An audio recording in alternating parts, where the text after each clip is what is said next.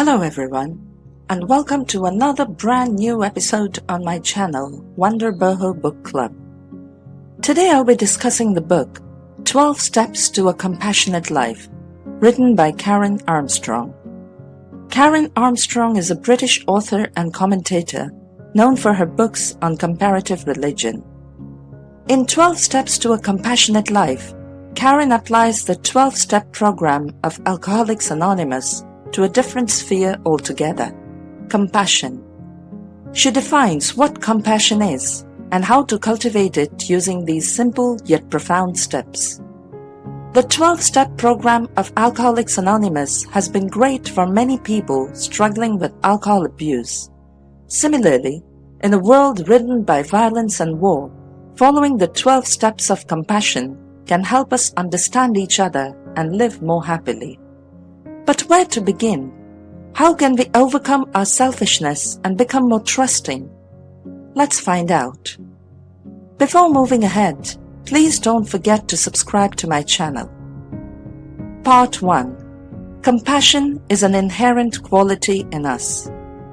Every day, we are inundated with news and information that fills us with dread.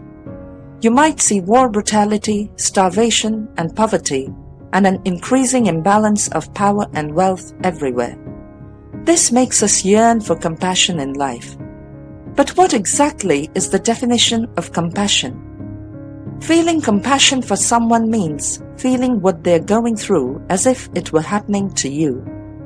The word has its roots in Latin word patire, which means to suffer, undergo, or experience. The golden rule, which is present in nearly every religion, suggests that people should treat others how they themselves would want to be treated. It was this idea of helping others that motivated the likes of Martin Luther King Jr. He just wanted people to have a more equal and fair society.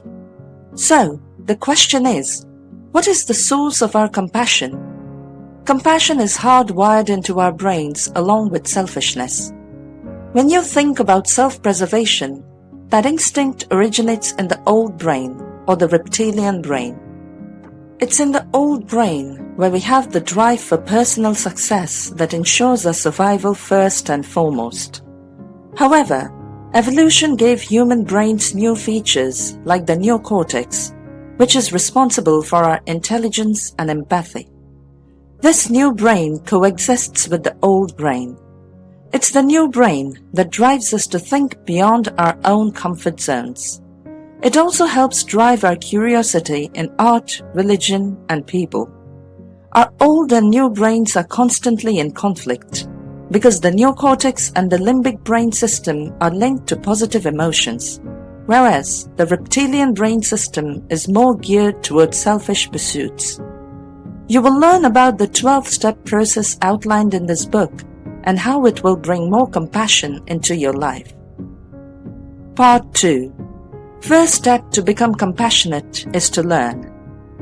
When we think about all the violence, selfishness, and other major problems in the world today, it seems like we are far from being compassionate. It may seem impossible to make things better. But can we change these patterns and cultivate a more compassionate life? It's easier said than done. To help, the author compiled her research on compassion and created a program that would help you reach a state of being compassionate, instead of being egotistical, prejudiced, violent, and self-righteous. Her program includes 12 steps, each of which represent a new discipline that is layered on top of the previous one. The 12 steps in Alcoholics Anonymous is an example of this. You have to make these steps a part of your everyday life for it to work. Take your time practicing them while incorporating them into your daily routine. You should be aware that it will take a long time for your transformation to take place and not happen overnight. This is going to be a slow process. The first step toward being compassionate is reading about the myths in various traditions. You can start by exploring Buddhism, Confucianism, and Greek philosophical rationalism. It can be helpful to form reading and discussion groups where you can work with other people and try to explore more about different traditions of compassion. Keep a notebook handy so that you can take note of passages or words that particularly connect with you. It's a good idea to explore these teachings as they represent the fundamentals of kindness and wisdom. Great thinkers like Confucius, Socrates, and Buddha knew that it's possible to distance ourselves from our own thoughts. They also knew the importance of understanding what is self-destructive and what isn't. These insights will be really helpful for your transformation into a compassionate person, so keep them at the top of your list. Part 3. Practice self-compassion. While it's important to learn from the past, we should also look at everything happening around us. The second step to a happy life is to view the people around you with kindness and compassion, assessing the good things about them and figuring out how it ties into positive change. You should also have a more compassionate outlook on all facets of your own life, including your family, friends, and work environment. Think about how a family can be compassionate. How do you make a business compassionate? What values of compassion does your nation practice? Put thought into these questions to figure out your own contribution toward each of these aspects. The third step mostly teaches you about showing compassion towards yourself.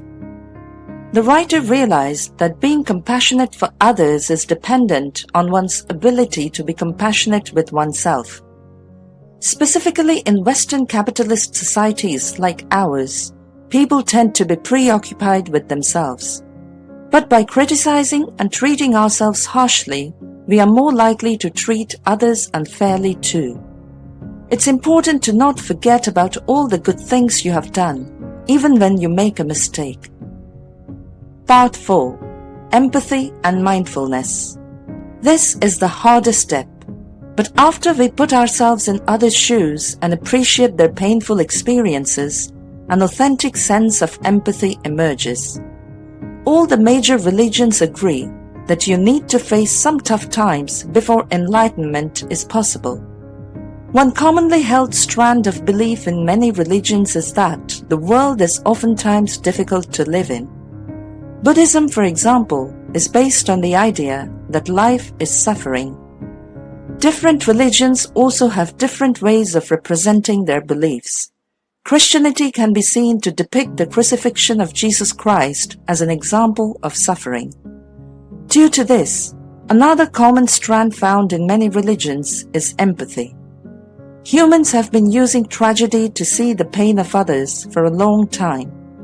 The ancient Greeks made their dramas like this because they wanted people to realize that they weren't alone in their suffering and that everyone goes through hard times. When you encounter someone who's struggling, try to think back on how hard similar situations were for you in the past. Acting with empathy can translate into a small gesture that could easily make a positive impact. The fifth step mainly focuses on our perspective and helps us connect with the present using mindfulness. Mindfulness is a meditation technique which aims to help us stay in the present moment and reduce stress, especially when we dwell on the past, mental anguish. Whenever you feel a negative emotion, just recognize and accept it. Don't resist or dwell on the negative emotion. Just gently focus on more liberating and compassionate ones. To listen to more interesting summaries, please subscribe to my channel. Part 5. Small Acts of Kindness. The sixth step to living a compassionate life is by making space for little acts of kindness. These don't have to be major gestures and can be small, quiet acts. It may feel like nothing to you, but it might mean the world to someone else. Sometimes all it takes to cheer up a relative, for example, is a friendly phone call. Listening to your colleague vent about their frustrations and then comforting them afterwards could be a very kind gesture as well. These small acts may seem insignificant to you, but they can have a lasting positive impact on other people's lives. The seventh step implores us to remember that we can never know everything about someone. All too often we make assumptions about others based on our own life experiences. This can result in inaccurate, ignorant, and dismissive judgments, which can then usually lead to a lot of unnecessary problems. Instead, we should be more open to different people, rather than automatically judging them based on our own thoughts and experiences. Part 6. Tribalism is outdated. The eighth step is about developing friendly conversations with others. However, this is easier said than done. Humans are social creatures who share ideas with one another through dialogue. Unfortunately, one glance at today's political ads or competitive office discussions tell us how we use language to undermine and belittle our rivals. Conversations are more valuable when we listen and care enough to understand other people's points. We must also avoid making our partners feel awkward or uncomfortable. It's important to be a good listener in order to develop an honest discourse and maintain a healthy environment. Only engage in conversations if you're willing to really listen to all sides of the argument. This kind of development starts with people you are close to and who are like you. Step 9 is about transcending these boundaries and being concerned for everyone. Tribalism, the act of showing your loyalty to one's own group, used to help humans survive in tough times, but nowadays it's not as necessary. There is a scary correlation between nationalism and terrorism. It's this sense of feeling superior to other people and other cultures that really leads to acts of violent terror, war, etc. It's important to recognize the validity of outsiders' perspectives when we take a step back and try to see the bigger picture. We should always remember that these people are just like us. They deserve our compassion and understanding. Part 7. Find your mission. To round off the 10th step, we have to make a conscious effort to fill any knowledge gaps. This means looking out for sources of information that will help you broaden your perspective and develop a reasonable, skeptical mind. This involves studying other cultures, traditions, customs, etc. Studying other cultures helps you understand people that are different from you and gives you an expanded perspective.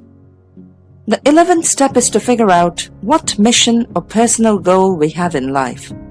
For this, we need to keep an open mind and recognize when we see our own suffering and that of others. Doing so can empower us to achieve more while making the world a better place. Part 8. Love your enemies.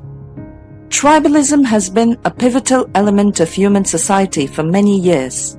But as our society becomes more interconnected, it becomes less and less relevant. As history has shown us, violence can never be a sustainable solution. The 12th step is to show compassion for those we don't like. To do this, you will need to realize just how little you actually know about that person and look into their history and see what they have done. There's a lot of people that might be considered your enemy, and they come in different forms. It could be a person who threatens you or your livelihood. It could also be an organization, like a state, that's in conflict with your home country. When it comes to your enemies, you may have a certain vision of them, but it's important that you take the time to look past that and examine their position instead. To recognize what motivates your enemies, it's important to question their choices and clue in on the suffering that lies underneath their story. It's also important to check whether you have any responsibility for their pain. Here is how you can move from enemy to friend.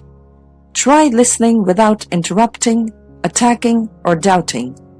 Pretend it's your story and that you care about it. Acknowledge and try to understand his suffering.